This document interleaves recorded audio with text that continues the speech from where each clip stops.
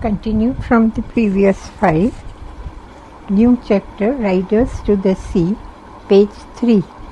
Riders to the Sea by J. M. Singh. The life and works of the author. John Millington Singh in bracket 1871 to 1909 was born at Newton Little near Dublin, a descendant upon both sides of Protestant clerics. After graduation from Trinity College, Dublin, he wandered through Europe. In Paris in 1896, he was urged by Yeats to explore the authentic old Ireland of the Aran Islands in Galloway Bay. Singh spent most of his 6 years in the Aran Islands to study the life of the people of the place. His first drama was The Tinker's Wedding, in bracket 1902 bracket closed. In the succeeding half-decade, he produced one of the greatest tragedies and great comedies of the 20th century. His illness caused his early death.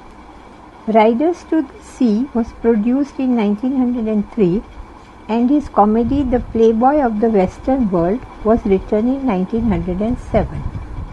Deirdre of the Sorrows, 1910, unfinished at Singh's death, is a remarkable attempt to tell the legendary epic account in the modern Irish speech. The action of the play in brief. This is a moving tragedy about a peasant family that lives in a cottage in one of the Aran Islands off the west coast of Ireland. Moria, the old mother, is lying prostrate with grief for her 5th son Michael, who had been lost in the sea 9 days ago. No trace of the dead body has been found as yet. The poor bereaved mother has been expecting every moment the arrival of the dead body. She has kept the white planks and a rope ready for the burial. In another room, Kathleen is making cake and putting the kneaded flour on the oven, sits down at her spinning wheel. Just then, Nora, the younger sister, enters the room with a bundle under her shawls. It was given to her by the village priest, who had said that these are the remnants, a shirt and a stocking of a dead body, which had been picked up at Donegal to the far-off north and given a decent burial. Kathleen doubted if these were Michael's belongings, because the dead body could not be expected to drift as far north as Donegal. However, they would examine and verify them. Just then, the old mother enters the room, and Kathleen hides the bundle in the turf loft under the pretext that she is taking down some turf for baking the cake. Bartley, page 4. The last of the surviving sons proposes to go to the horse fair at Connemara, far off on the mainland, in order to sell the 2 horses and fetch some money for the family. But the mother would not let him go, for the sea is stormy and she has seen some signs. Looking out, Nora found a boat coming towards the island from the east. Bartley enters in a hustle and wants a halter for the horses. The rope meant for the burial would not be given by the mother, but this was the only rope left in the house. Bartley consoles them and assures that he would be returning in 2 to 4 days. All the persuasions of the mother fail to hold him back. As he rushes out of the cottage, the mother cries out, quote, "He is gone now. God spare us. We will not see him again." Unquote. Instead of giving the son blessings and Godspeed, she says, quote, its hard set will be surely the day you are drowned with the rest. Unquote. Kathleen chastises the mother for her hard words, brings the stick of Michael for the tottering mother, and sends her out to speak the words of blessings to Bartley, who is already out. Seizing the opportunity of the mother's absence, Kathleen and Nora bring down the bundle, examine the shirt and stocking. Nora counts the stitches in the stocking which she had made with her own hands. This confirms the death of Michael, and the priest has already informed that the body had been duly buried at Donegal. Just then Maurya comes back weeping with the piece of bread in her hand. She reports that Bartley rode by her at the spring well and invoked God's blessings on her. She tries to say, quote, Godspeed you, unquote, but something choked the words in her throat. On the contrary, she had seen the, quote, fearfulest thing, unquote, Michael riding on the grey mare with fine clothes on him and new shoes on his feet.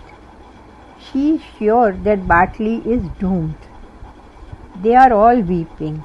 The bereaved old woman, in almost a daydream, recounts how she had lost her husband, her husband's father, and 4 sturdy sons: Seamus, Patch, Stephen, and Sean. Kathleen now tells her that the dead body of Michael has been found and decently buried in Donegal. Just then, one of the women informs Kathleen that the grey pony had kicked Bartley over into the sea by the rocks. Presently, several men come in with the dead body of Bartley, and it is laid on the table. The women are keening. Maurya raises her head and speaks as if she did not see the people around her.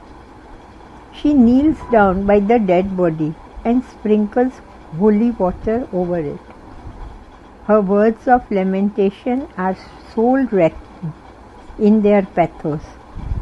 She speaks to the dead body, quote, It isn't that I haven't prayed for you, Bartley, to the Almighty God. It isn't that I haven't said prayers in page 5, the dark night, till you wouldn't know what I'd be saying. But it's a great rest I'll have now, and it's time surely. Unquote. She sprinkles holy water on the recovered pieces of Michael's clothes. She prays for the peace and rest of all her dead sons.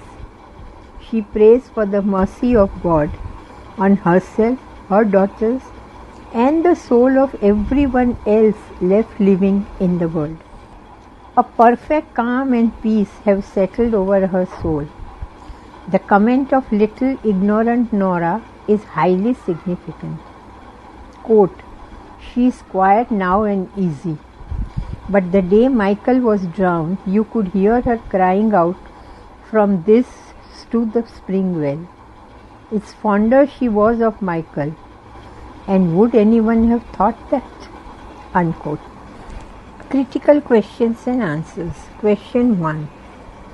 Explain the significance of the title and discuss its appropriateness. Answer. The title Riders to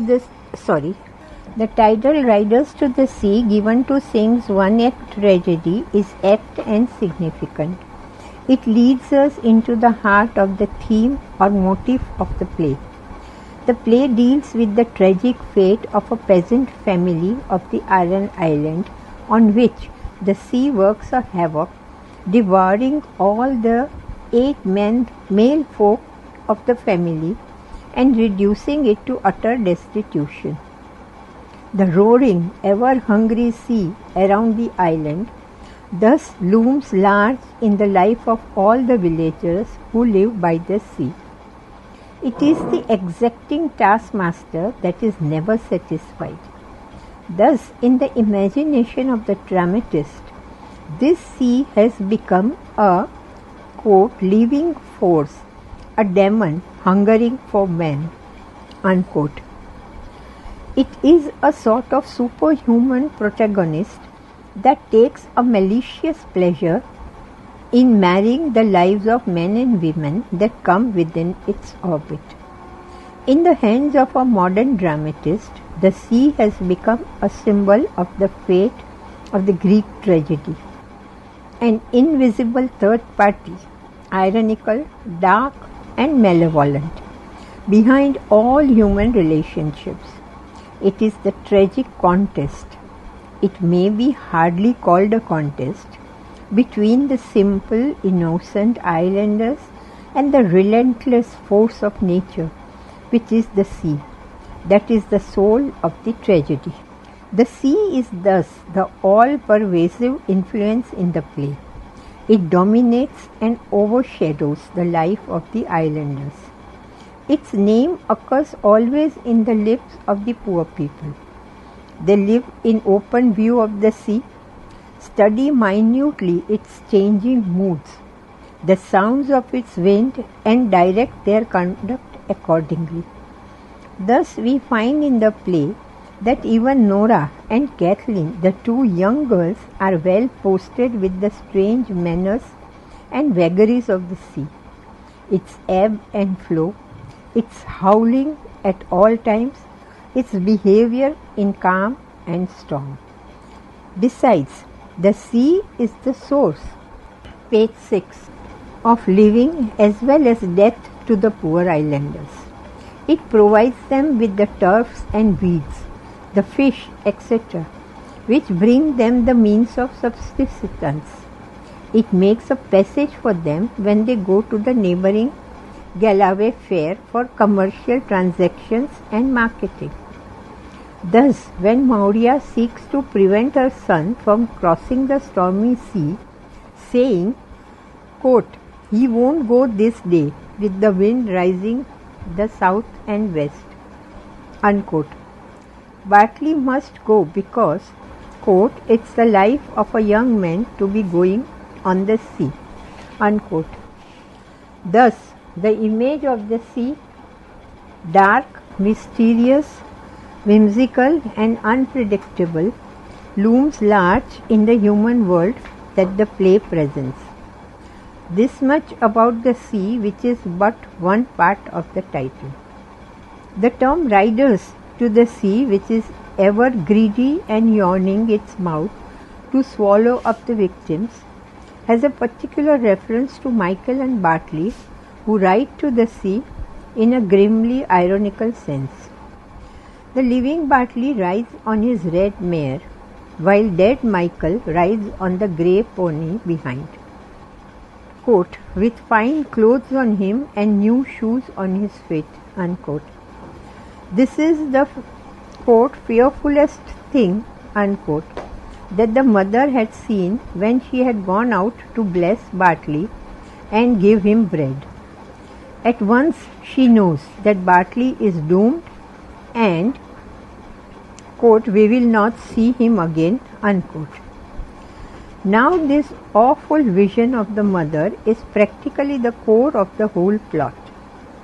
It at once solves the problem, namely of Michael's death, and presages another death. The play opens in an atmosphere of tragic mystery. Michael, the fifth son of Maurya, has been lost in the sea these 9 days. No trace of his dead body has been discovered till now, though a piece of a shirt and a stocking recovered from the dead body of a drowned man floating to far off Donegal had been given in a packet by the village priest to Nora. The mystery of the death is not yet solved. It has to be seen if these belong to Michael or not. Though inwardly the sisters have a dim premonition that these are Michael's possessions, yet they remain to be convinced. Moria is kept absolutely in the dark about these things brought by the priest. Thus, the question of the certainty of the death of Michael is still an unsolved mystery to her. By a subtle trick of art, Singh has solved the problem to her. Nay, it also foreshadows the catastrophe. Thus, the two brothers ride to the sea, one living and the other dead. The situation created by the artistic use of the superstition of a broken mother has been fraught with a tragic intensity and made to serve as the catastrophe of the plot. Thus, the play is about these two riders.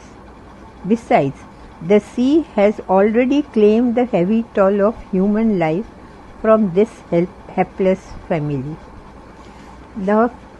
Page 7. The father-in-law, husband and 4 sons of Moria had, prior to the play, gone the way to see death. The last 2 now ride to the sea. It is the sea which is the enemy number 1 of the family of Moria. It has taken her all and can do her no more harm. It has made her sleepless for long, and now she will enjoy the sweet sleep of life, perhaps of death. This unequal conflict between the sea and the riders is hinted at in the title of the play. The riders to the sea also symbolize men and women who are victims of fate. Sea stands for fate, and riders are men and women who are helpless prey to fate. The fishermen are all its riders, mysteriously linked to the human and superhuman riders, here and in tradition. The tragedy goes back to the primal emotions, to the struggle of man with nature. The conflict of man with the sea is the archetypal symbol of man's surrender to fate. Thus, the title suggests a wider and a more universal significance. Another title, The Sea and Man, may be suggested. Question 2. What, in your view, are the essential characteristics of a one-act play? Discuss with reference to Riders to the Sea. The one-act play is the latest development in the field of the drama, and being the latest arrival, it has been enjoying a great vogue and popularity. It's a typical product of the modern condition of life. We have little time today to devote to the theatre and see 5-act or 3-act plays. A one-act play, it's called short play, is not a mere shortened form of a long play, but it is a distinct type of having some well-marked characteristics of its own. It is not interchangeable with a long play. Its motive and technique are quite different. For its very limited length, a one-act play has to present only a slice of life, a few moments of vivid and psychological significance in the life of character. A single problem or a situation is seized upon by the dramatist, and he focuses light upon it in order to reveal the character of the leading personage in the play. All other situations and characters are strictly subordinated to this main end. The plot of a short play is thus very simple. Multiplicity of characters and incidents is fatal to its effectiveness. Nothing unnecessary should be introduced into the plot that might overburden it or divert from the main interest. The tone or impression of the play should be one and unmixed. There should be no mingling of comedy and tragedy in the same play. Lastly, the dialogue too, the same rigid economy should be observed. It should be direct and racy and businesslike. Rhetorical flourishes appear quite absurd and ridiculous in the realistic play of today. Page 8. Thus, in a word, the one-act play is an illustration of the classical unities of time, place and action. Riders to the Sea is justly considered to be one of the masterpieces of modern tragedy. Indeed, it stands unique in its grandeur, intensity and poetry in the world of the drama of the time. The plot is, quote, grand in its majestic simplicity, unquote. Quote, the scene is laid in a lonely sea-coast cottage. Outside, the ocean roars hungrily for its toll of human lives. Within, Moria sits remembering with bitterness its greedy tax gathering, how the father and the grandfather and the 4 strong sons have perished in the wild waste of seething waters. To her, one son alone is left, and he will go to the horse fair, far off to mainland. Moria knows what that will mean. It will mean that men will carry in to her a dead son, snatched lifeless from the waves. So it comes to pass, and darkness settles down on the lonely cottage. The sea has claimed Moria's all, unquote. In bracket, Nicole, bracket closed. Thus the title Riders to the Sea is apt, and in it is summed up the whole course and action of the drama. The plot construction indicates the superb art of the dramatist. The drama opens with the enveloping action of the loss of Michael in the sea 9 days ago. No trace of his dead body has been discovered as yet. Moria is awaiting the arrival of the dead body so that it might be given a decent burial. She had got the white planks and a long rope ready for the purpose. This lends a pathetic touch to the grim horror of the tragedy. The mother is keening every day, and at all times her vitality has been sapped, and utter indifference to fate has settled upon her. Just then Bartley rides out to the sea in spite of the dissuasion of the mother and meets with a tragic end, being knocked off into the sea by the red mare that he was taking to the market for sale. Thus, incident is reduced to a minimum. The talk of the surviving members of the family contribute to the movement of the action. The end, when it comes, is a matter of course. It is prepared for from the beginning. Characters in the play are only 3. Michael and Bartley are brought in by discussion only. The action takes place in an hour or so.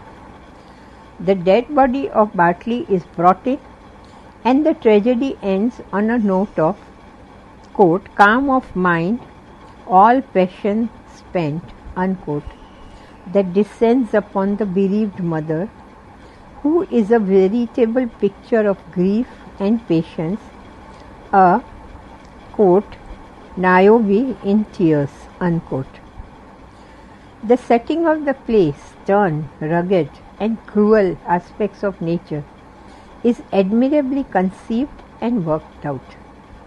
Quote, dialogue is based on a language, based on the rich and imaginatively vital peasant speech, having the strength to soar, harmonizing with the emotions evoked, and page 9, giving them their expressive form, unquote, in bracket Nicole, bracket closed. The play has a well-knit structure. There is a marked division of plot into beginning, middle and end. The first part ends with the departure of Bartley for the fair. The middle covers the whole action up to the moment when Bartley is carried in dead. The end is composed of Moria's shock and grief and ultimate calm and acceptance of fate.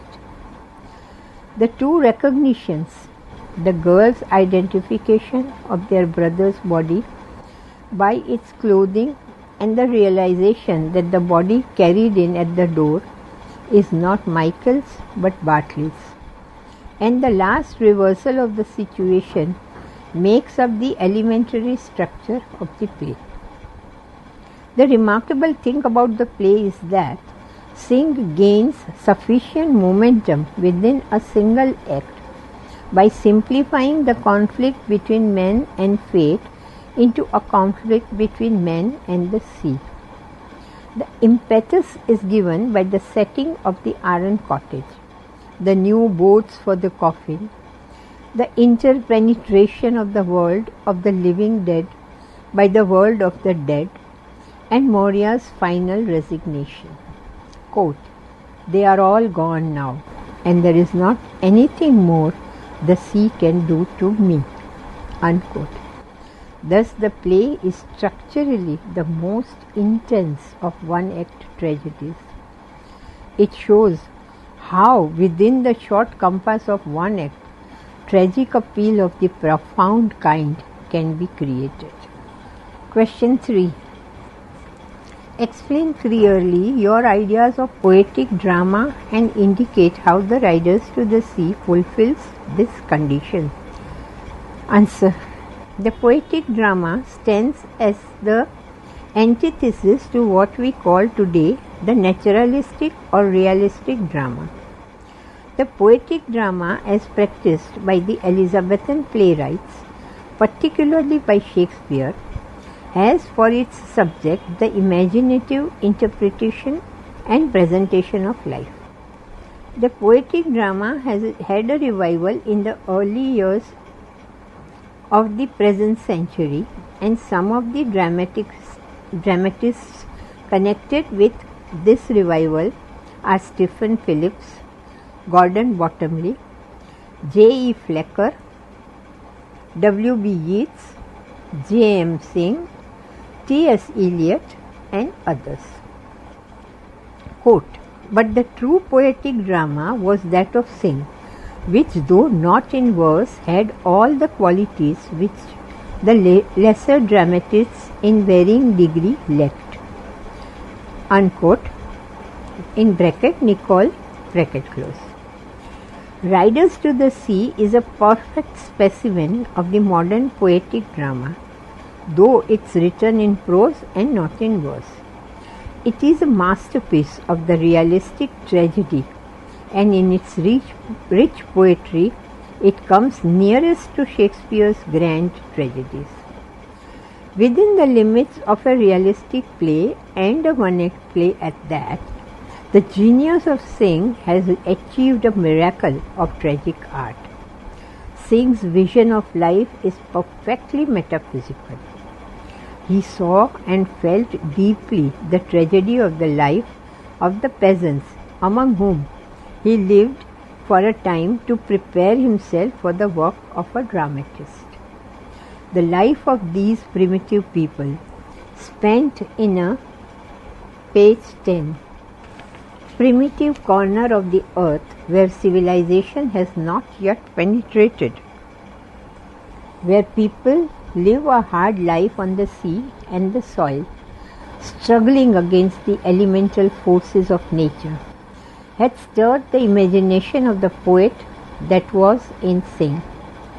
And the joys and sorrows, comedies and tragedies has provided him with the raw materials which he turned into works of dramatic art.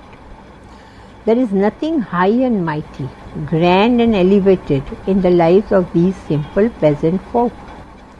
They are just ordinary people with ordinary frailties and strength of human character, and not the supermen of poetic dramas.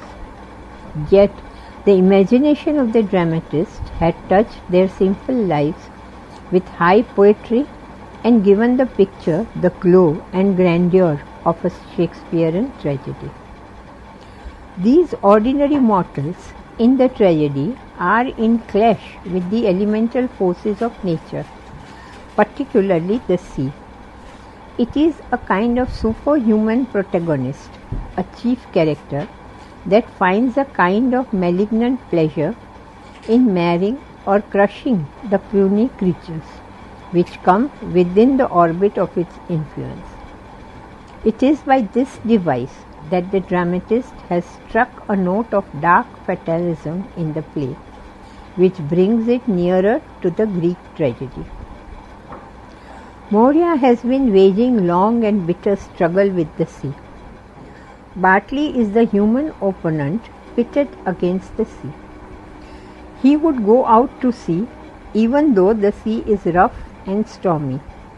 He is the human opponent of the superhuman power. This is the theme of the poetic tragedies. Human beings are shown courageous and grand, even in their defeat and misery. Moria attains heroic fortitude when her battle is ended.